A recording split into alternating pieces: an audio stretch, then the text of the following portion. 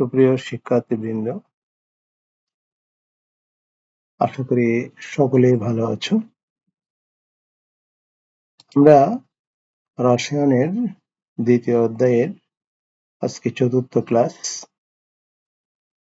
আমরা গত ক্লাসে সুপ্ত তাপ নিয়ে কথা বলছিলাম। তোমাদের কি মনে আছে সুপ্ত তাপ কি? আচ্ছা, মনে না থাকলে অসুবিধা নাই, আমরা মনে করে নিই।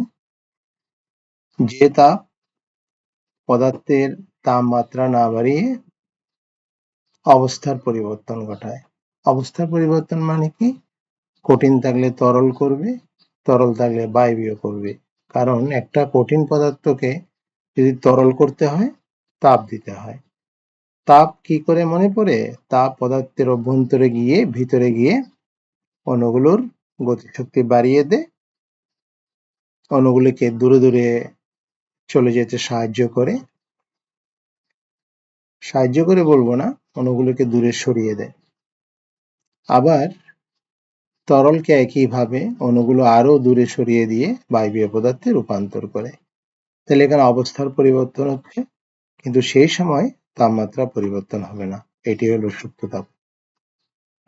তাহলে সুপ্ত তাপ কি?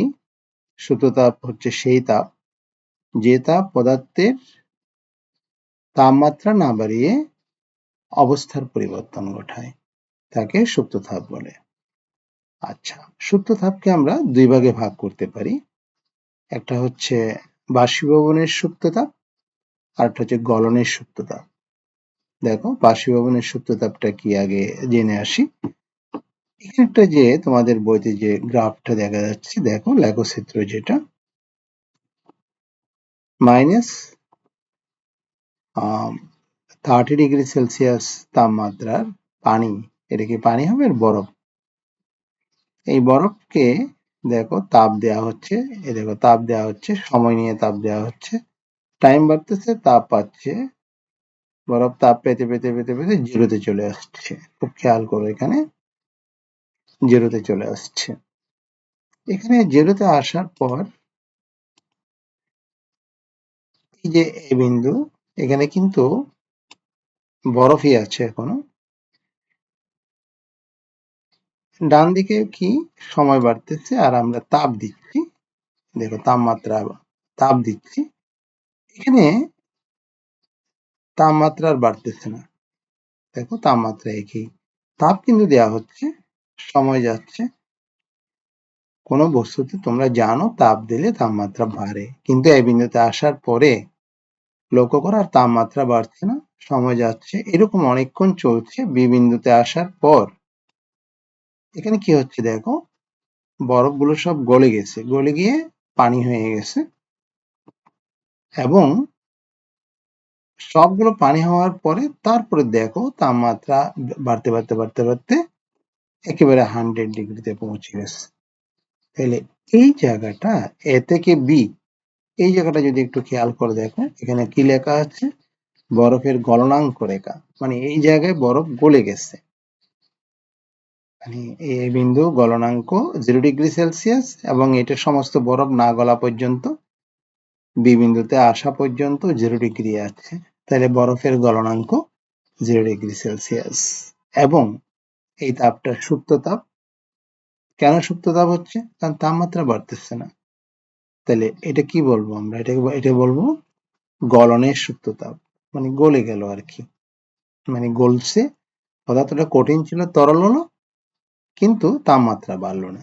তাহলে এই তাপটাকে আমরা বলতে পারি কি তাপ? গলনের সুপ্ত তাপ। ঠিক একইভাবে দেখো, তাপ যখন পানির যখন টেম্পারেচার 100°তে পৌঁছালো, আমরা তাপ কন্টিনিউ দিয়েই যাচ্ছি। লক্ষ্য করো, এখানে তাপ আর বাড়ছে না, তাপমাত্রা বাড়ছে না, তাপ কিন্তু দিয়ে যাচ্ছে, তাপমাত্রা বাড়ছে না, একেবারে ডি বিন্দু পর্যন্ত। দেখো কত সময় গেছে, অনেক সময় ধরে ডি বিন্দুতে আসছে। এখানে লক্ষ্য করলে দেখতে পাবে এখানে তাপমাত্রা বাড়ছে না, কিন্তু তাপ দিয়েছি আমরা। সেই তাপটা কি করলো? পানি এটা তাপমাত্রা গ্রহণ করে 100°তে থেকে গেছে, দেখো পানির স্ফুটনাঙ্ক রেখা, পানি বয়েল হচ্ছে এবং ডি বিন্দু পর্যন্ত পানি এখানে বয়েলই হচ্ছে এবং তারপরে দেখো জলীয় বাষ্প হয়ে যাচ্ছে, জলীয় বাষ্প হচ্ছে। তাহলে এখানে যে তাপমাত্রা বাড়ছে না, কিন্তু আমরা তাপ দিয়েছি, এই তাপটা কি করতেছে? পানির ভিতরে যে অণু আছে আন্তঃআণবিক শক্তি ছিন্ন করে পানিকে জলীয় বাষ্পে পরিণত করতেছে। তাইলে এটাকে আমরা বলবো স্ফুটনাঙ্ক রেখা, মানে এটা দিয়ে স্ফুটনাঙ্ক প্রকাশ করে। এবং এটাকে এই যে 0 ডিগ্রি 100 ডিগ্রিতে পৌঁছালো, 100 ডিগ্রিতে সমস্ত পানি বাষ্প হয়ে যাচ্ছে, আস্তে আস্তে বাষ্প হয়ে যাচ্ছে। তাহলে এটাও এখানে আমরা তাপ দিচ্ছি, এই তাপটা সুপ্ত তাপ। এটা কিসের সুপ্ত তাপ হলো?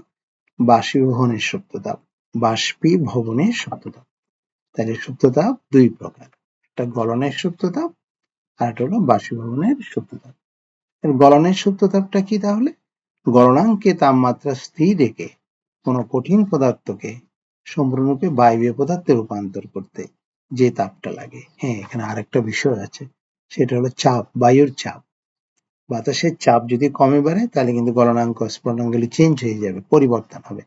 এটা আমরা ফিজিক্সেও পড়বো তাপ অধ্যায়ে।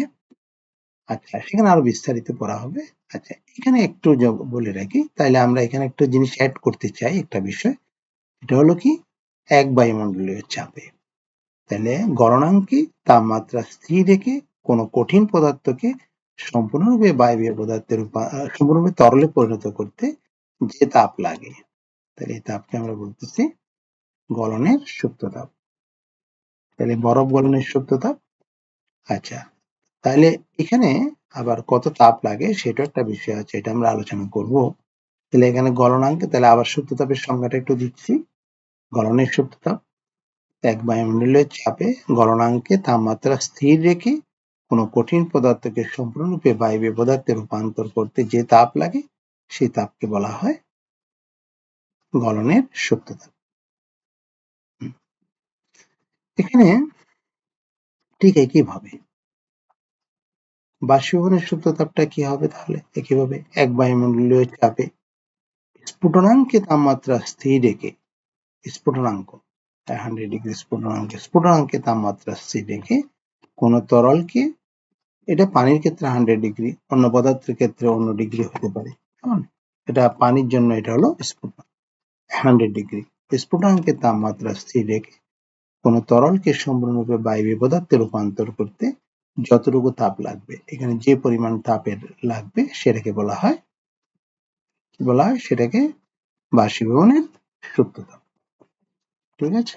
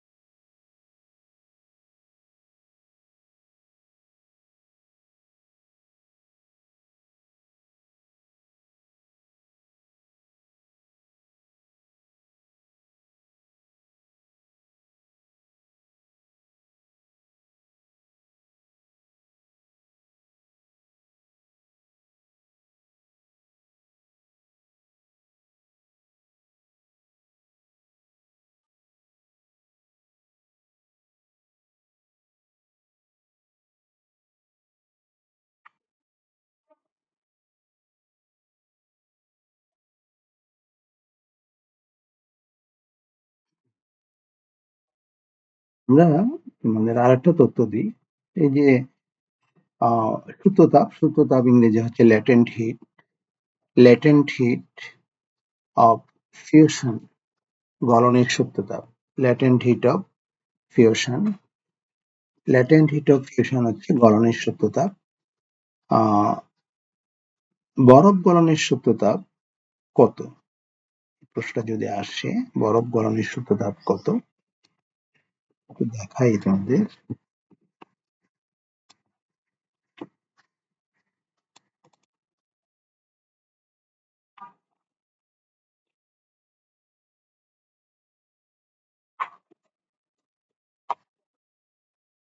Latent heat of fusion of water হচ্ছে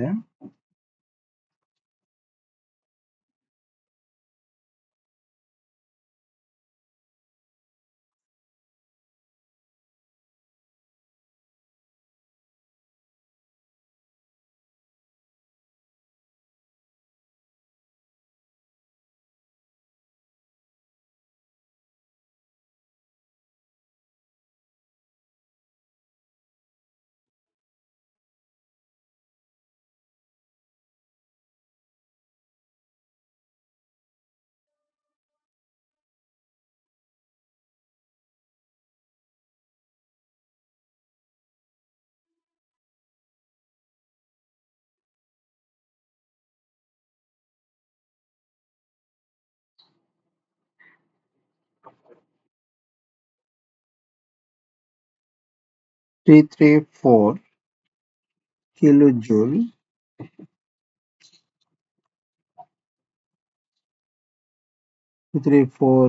কিলোজুল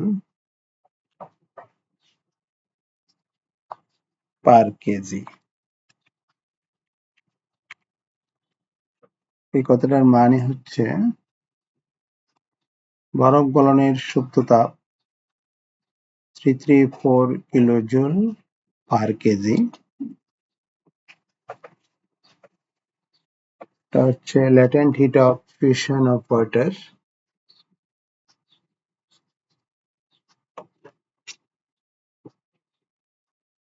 এটাকে আমরা যদি আমরা সাইন্টিফিকে প্রকাশ করতে চাই, 3.34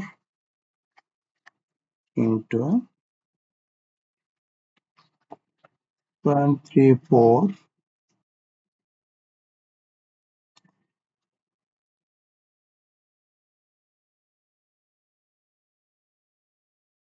into 10 to the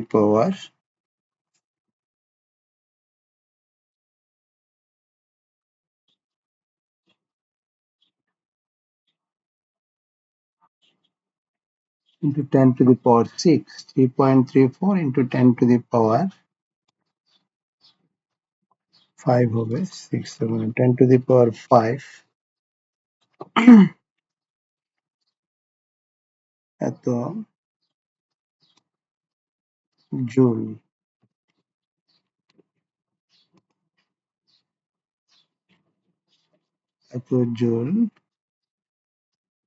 per KG. জুলটা যে বরাদ হবে জুল পার কেজি, মানে 1 কেজি ভরের বরফকে সম্পূর্ণরূপে পানি করতে এত জুল তাপশক্তির প্রয়োজন। 1 কেজি ভরের, পার কেজি মানে 1 কেজি, 1 কেজি ভরের বরফকে সম্পূর্ণরূপে যদি তুমি পানি করতে চাও তাহলে এত জুল তাপশক্তির প্রয়োজন হবে। আমরা এখানে যদি আরেকটু ধারণা নেই, দাঁড়াও, এখানে আমি কিলোজুলকে কিলো মানে 1000 দিয়ে গুণ করতে হয়, তাই না? তাইলে এটাকে যদি আমরা 334 1000 দিয়ে গুণ করলে কয়টা শূন্য বাড়বে? 3টে শূন্য বাড়বে। এত আমরা জুল লিখতে পারি, জুল পার কেজি। এবার দেখো, তোমাকে এটা যদি আমি সাইন্টিফিকে দেখাই, প্রথমে আসো তোমার ম্যাথমেটিক্সে কিলোজুল, কিলো মানে 1000 দিয়ে গুণ করলাম, তাহলে এত জুল পার কেজি হলো। তারপরে আসো এটাকে যদি আমরা সায়েন্টিফিকে প্রকাশ করি, এক গড় পরে পয়েন্ট যাবে, এক গড় পরে এখানে আমরা পয়েন্টটা দিলে এখানে কয় ঘর থাকে দেখো, 1 2 3 4 5, পাঁচটা, এই জন্য 10⁵ এটা ম্যাথমেটিক্সে শেখানো হয় কিভাবে সায়েন্টিফিকে প্রকাশ করে।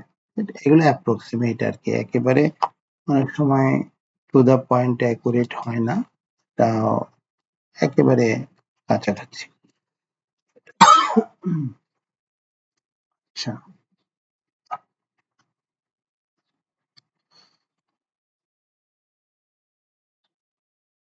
এখন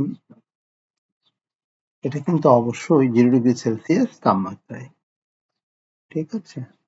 আচ্ছা, এখন তাহলে দেখো তাহলে বরফ গলনের সুপ্ত তাপ কত? তাহলে এটা বললে আমরা কি বলবো? বরফ গলনের সুপ্ত তাপ 4 কিলোজুল পার কেজি, 334 কিলোজুল পার কেজি, অথবা 334,340 জুল পার কেজি, অথবা 3.34 into 10⁵ জুল পার কেজি। সবগুলো একই বহন করে। বরফ গলনের সুপ্ত তাপ কত? তাহলে এটা বললাম। বলার পরে যদি বলে এটার অর্থ কি? এটার অর্থ হলো 0°C তাপমাত্রায় 1 কেজি, পার কেজি মানে 1 কেজি, 1 কেজি ভরের বরফকে সম্পূর্ণ পানি করতে 334 কিলোজুল তাপ শক্তির প্রয়োজন। তাপ এক প্রকার শক্তি, শক্তির একক জুল, জুলের থেকে বড় হলো কিলোজুল। কেমন? তাহলে আমরা এইভাবে এটাকে বলতে পারবো। আশা করি বুঝতে অসুবিধা হয়নি। বুঝতে অসুবিধা হলে তোমাদের তো বলেই রাখি যে তোমরা অবশ্যই কমেন্ট বক্সে কমেন্ট দিবে, প্রশ্ন করবে। যদিও খুব একটা প্রশ্ন পাই না, তারপরেও তোমরা দিবে, করবে। আমি চেষ্টা করবো যথাসাধ্য তোমাদেরকে যেন বুঝিয়ে দেওয়া যায়। ঠিক আছে?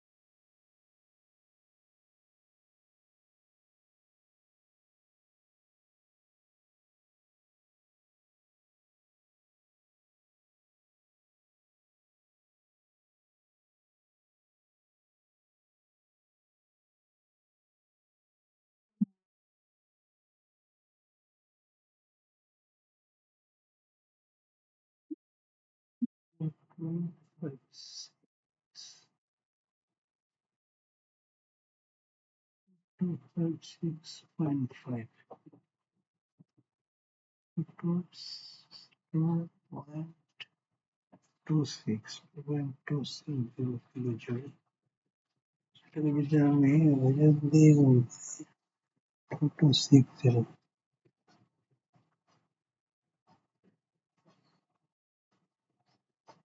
2260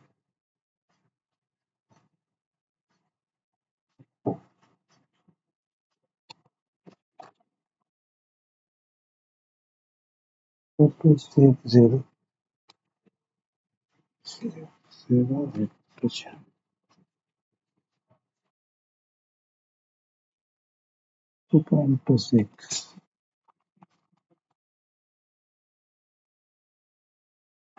into 10 to the power 6 everything 4.6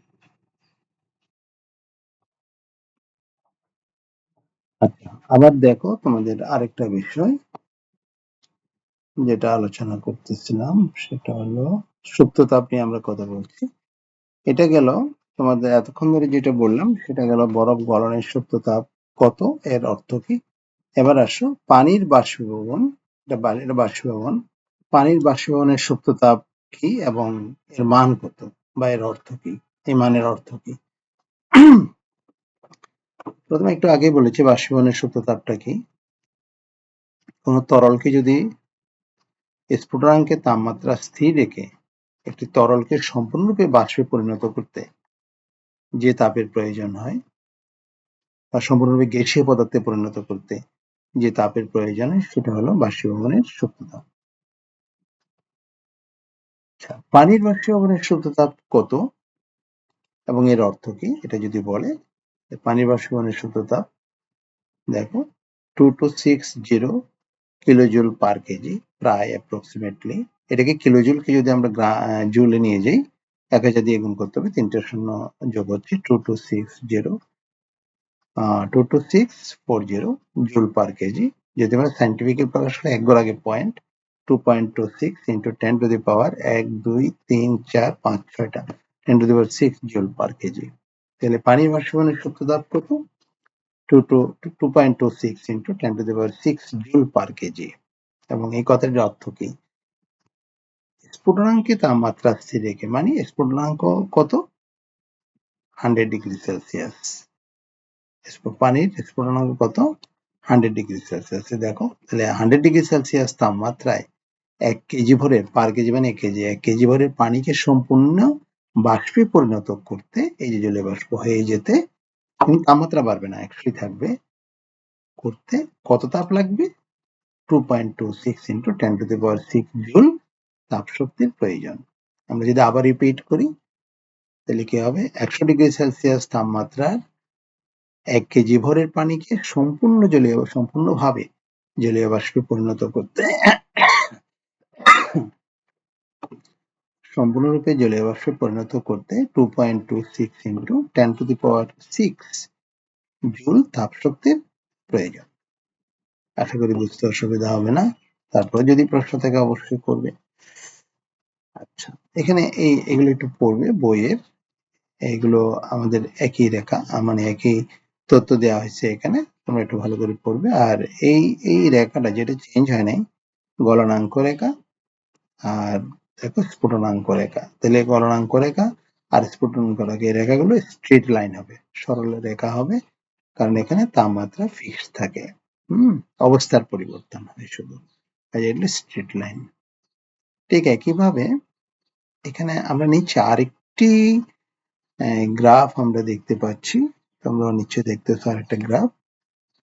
এটা একটু দেখো, এই গ্রাফটা জলীয় বাষ্প 140 ডিগ্রি সেলসিয়াস তাপমাত্রার জলীয় বাষ্প এখানে আমরা দেখতে পাচ্ছি। এই জলীয় বাষ্পটা আস্তে আস্তে আস্তে আস্তে ঠান্ডা করা হচ্ছে, মানে শীতল করা হচ্ছে। ঠান্ডা হয়ে দেখো 100 চলে আসলো। এই 100 পর্যন্ত অনেকক্ষণ ধরে চললো, 100 আর কমে না, 100 আর কমতেছে না। তাহলে এটা শীতলীকরণের লেখচিত্র। 100 কমতেছে না কেন? কারণ জলীয় বাষ্পটা আস্তে আস্তে পানি হয়ে যাচ্ছে, অবস্থার পরিবর্তন হচ্ছে। যেমন জলীয় বাষ্প মানে হচ্ছে গ্যাসীয় পদার্থ, এটা আস্তে আস্তে আস্তে তরলে পরিণত হচ্ছে। তাহলে অণুগুলো কম্প্রেস হচ্ছে, দূরে ছিল কাছে চলে আসতেছে, এই জন্য শক্তি লাগে। এই শক্তিটা এই জন্য শক্তি ছেড়ে দিচ্ছে, তার মানে ঠান্ডা হচ্ছে আস্তে আস্তে, এবং সম্পূর্ণ জলীয় বাষ্পটা এই জায়গায় এসে পানি হয়ে গেল। তাহলে এখানে কি হলো, স্ফুটনাঙ্ক চেঞ্জ হলো না, স্ফুটনাঙ্কে তাপমাত্রাটা স্থির ছিল। তাহলে কোনো গ্যাসীয় পদার্থ সম্পূর্ণভাবে তরলে পরিণত হচ্ছে, কোনো তাপমাত্রার কোনো পরিবর্তন হচ্ছে না। ঠিক আছে, আচ্ছা এবার দেখো এটা, এবার আরো যখন তাপ নিয়ে নেওয়া হচ্ছে তখন দেখো আস্তে আস্তে আস্তে আস্তে পানি পানি হতে হতে হতে হতে গলনাঙ্ক 0 ডিগ্রিতে চলে আসছে। তাপ যত নিয়ে ফেলতেছি দেখো 0 ডিগ্রিতে চলে আসছে। তখন 0 ডিগ্রিতে আমরা জানি পানি কি জমে কি হয়ে যায়, 0 ডিগ্রিতে বরফ হয়ে যায়, বরফ হওয়া শুরু করছে। এখানে সম্পূর্ণ পানি বরফ হয়ে গেল। দেখো তাপমাত্রা পরিবর্তন হলো না, কারণ অবস্থার পরিবর্তন হলো। এটা তরল ছিল, এটা কঠিন হয়ে গেল। মানে এখানে এখানে কঠিন, এই জায়গাটা কঠিন হয়ে গেল, আর এই জায়গায় কি ছিল, পানি, তরল। অবস্থার পরিবর্তন হলো কিন্তু তাপমাত্রার পরিবর্তন হলো না। তাই দেখতে পাচ্ছি এটাও সূক্ষ্মতাপ। এবং বরফ হয়ে তারপরে যখন সম্পূর্ণ পানিটা বরফ হয়ে গেল এখানে, তারপরে দেখো আস্তে আস্তে আবার তাপমাত্রা কমে -40 চলে আসছে। এটা আগের গ্রাফের উল্টো, বিপরীত, এটার উল্টো। এটা বরফ ছিল -40, এখানে গিয়ে 100 এর উপরে 160 পর্যন্ত দেখাচ্ছে ওরা গ্রাফে জলীয় বাষ্প। আর এই গ্রাফটা দেখো ঠিক তার বিপরীত, 140 উপরে আস্তে আস্তে আস্তে আস্তে -40। তাহলে দুটো একই তথ্য দিচ্ছে আমাদেরকে। এটা পরেরটা দিচ্ছে কি, তাপ সরিয়ে ফেললে আস্তে আস্তে জলীয় বাষ্প থেকে আমরা কঠিনে পাচ্ছি। আর উপরের গ্রাফটা কি দিচ্ছে, তাপ প্রয়োগ করলে একেবারে কঠিন থেকে ধীরে ধীরে আস্তে আস্তে জলীয় বাষ্পে পরিণত হচ্ছে। আশা করি বুঝতে অসুবিধা হয়নি।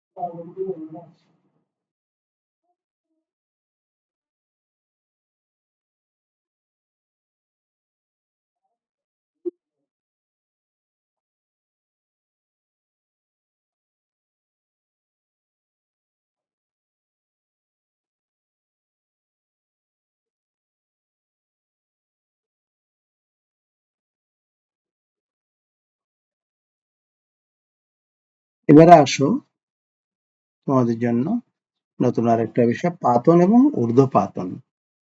পাতন আর একটা হলো ঊর্ধ্বপাতন। এই বিষয়টি কি,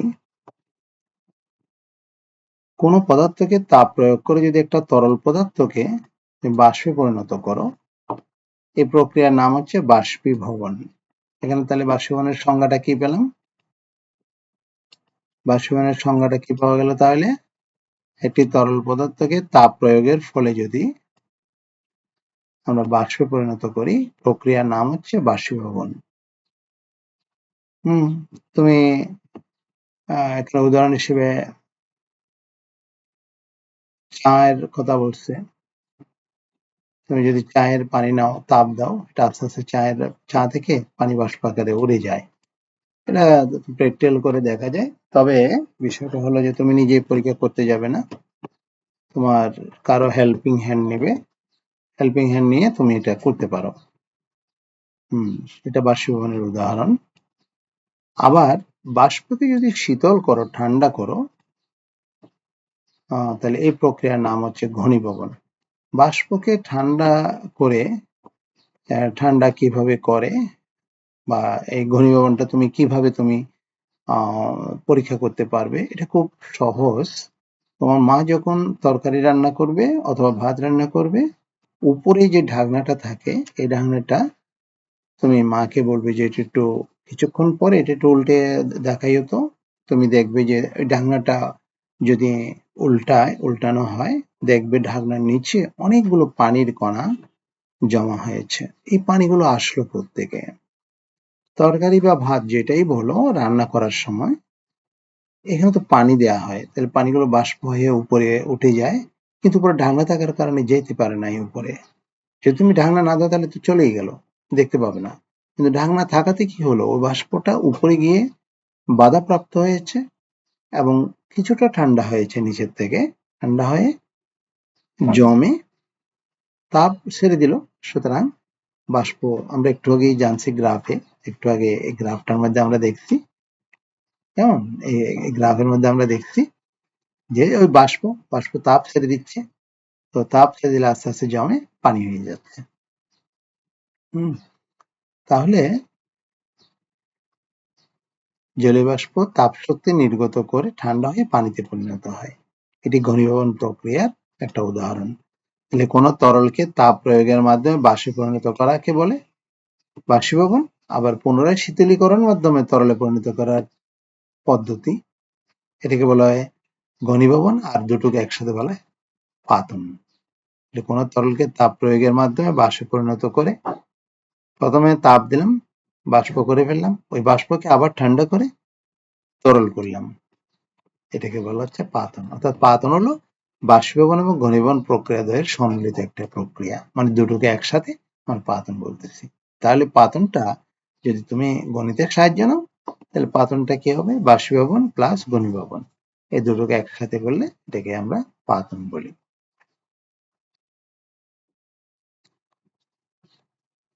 এখানে ছবিটা একটু খেয়াল করো, এখানে কিছু কঠিন পদার্থ রয়েছে। এই কঠিন পদার্থগুলি এগুলো অণু আকারে দেখানো হয়েছে, অণুগুলো খুবই কাছাকাছি, কঠিন পদার্থের অণুগুলো একদম অ্যাটাচড অবস্থায় আছে, দেখতেই পাচ্ছ। এবং এটাকে কঠিন অবস্থা, তাপ প্রয়োগ করা হচ্ছে।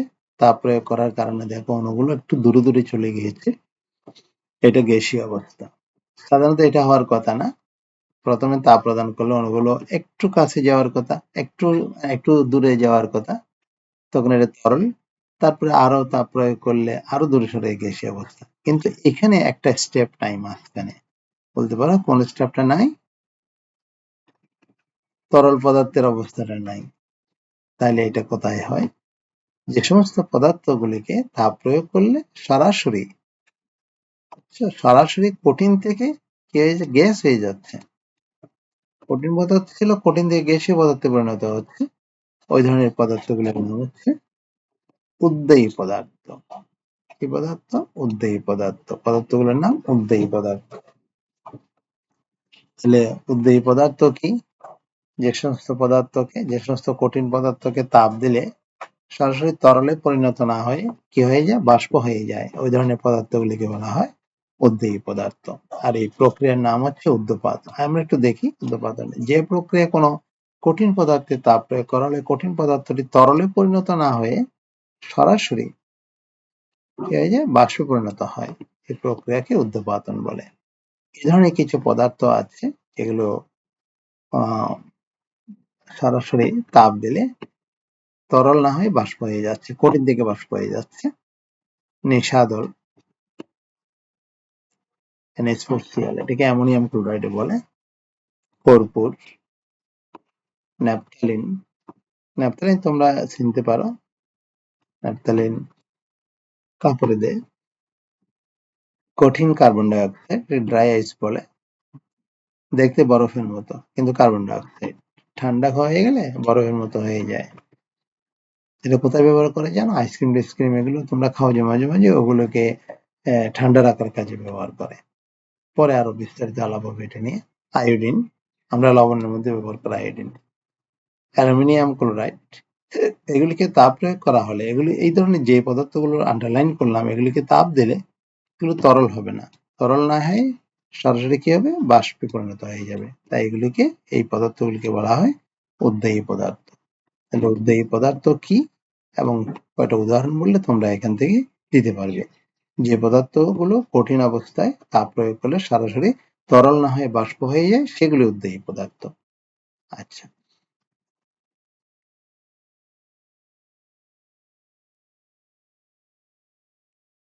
আমরা উদ্দেয়ী পদার্থের একটি উদাহরণ নেব। এটা হচ্ছে পরীক্ষা করব, তবে সেটা পরের ক্লাসে। তো আজকে আমরা এখানে শেষ করতে চাই। তো এতক্ষণ ধৈর্য ধরে শোনার জন্য তোমাদের অনেক ধন্যবাদ, এবং আশা করি তোমরা মনোযোগের সাথে পড়বে এবং রসায়নের পরিপূর্ণ রস আহরণ করার চেষ্টা করবে। বুঝে বুঝে পড়লে রসায়ন সত্যিকার ভাবে রসের একটা সাবজেক্ট। বিশেষ করে তরল পদার্থ নিয়ে আলোচনা, বেশিরভাগ ক্ষেত্রে তরল মানেই তো রসালো পদার্থ। কাজে আশা করি তোমাদের থেকে আশা করবো তোমরা মনোযোগ দিয়ে এই রসগুলো ভালো করে রসগুলো নিবে, রসগুলো নিয়ে ভালো করে বোঝার চেষ্টা করবে, এবং যদি কোনো সমস্যা হয় আমাকে কমেন্ট বক্সে লিখতে ভুলবে না। তো ধন্যবাদ সকলকে। যাচ্ছি, কিন্তু যাচ্ছি না, দেখা হবে পরের ক্লাসে আবারও। ভালো থেকো সকলে, নিরন্তর শুভেচ্ছা।